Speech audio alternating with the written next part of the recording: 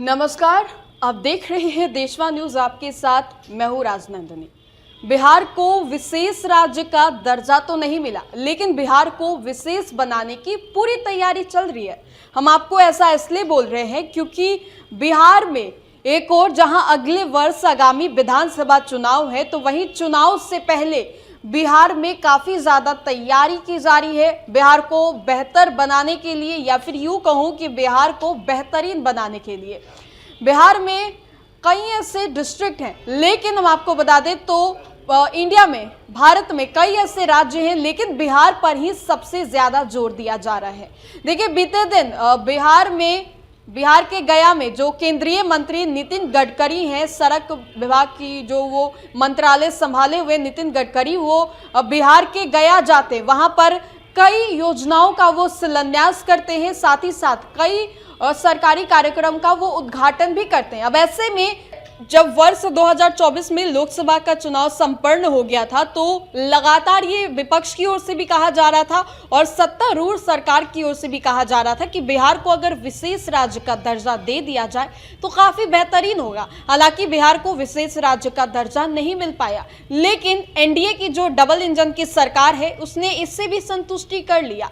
अब ऐसे में बिहार में कई ऐसी योजनाएं, कई ऐसी नीतियों को लाया जा रहा है जिससे ये समझा जा सकता है कि बिहार को स्पेशल ट्रीटमेंट दिया जा रहा है, बिहार को विशेष दर्जा दिया जा रहा है। बिहार में जिस तरीके से लगातार नीतियां आ रही हैं, योजनाएं आ रही हैं, जन कल्याणकारी चीज़ों का उद्घाटन हो रहा है, शिलान्यास हो रहा है, इससे ये समझा जा सकता है कि केंद्र स्तर से भी जो मंत्री हैं वो बिहार पर खासम खास ध्यान दे रहे हैं। अब ऐसे में नितिन गडकरी ये कह रहे हैं कि आने वाले 4 सालों में जो एनएच होगा बिहार का, वो अमेरिका की तरह होगा, या फिर यूं कहूं कि अमेरिका से भी बेहतरीन होगा।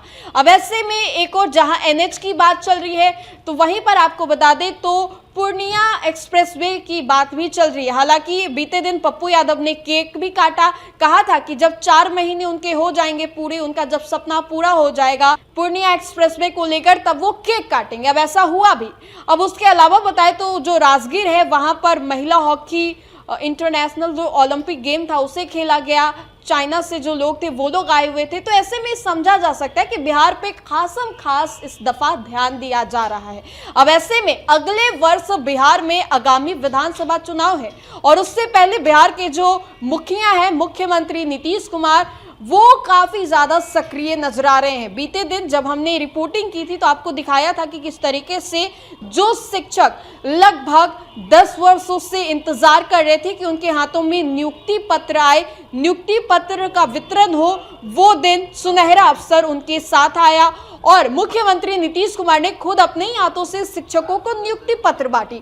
तो ऐसे में समझ सकते हैं कि कई ऐसी चीजें हैं जिसको देखकर हम लोग बता रहे हैं, या फिर आप भी समझ सकते हैं कि जो सरकार है, मौजूदा एनडीए की डबल इंजन की सरकार है, वो पूरी कोशिश में लगी हुई है कि कैसे भी करके जो लोग हैं उन्हें खुश कर दिया जाए। अब ऐसे में एनएच का जो उद्घाटन है, शिलान्यास है, उसको लेकर बोले, पटना मेट्रो को लेकर बोले, या फिर राजगीर में जिस तरीके से महिला हॉकी ओलंपिक खेला गया, अब उसको लेकर अब समझने और थोड़ी सोचने वाली बात है कि इसको लेकर क्या बिहार की जो जनता है वो लुभाने वाली है, क्योंकि कहीं ना कहीं एनडीए की जो सरकार है वो जनता को पूरा लुभाने की कोशिश कर रही है अपनी नीतियों और अपनी योजनाओं की वजह से।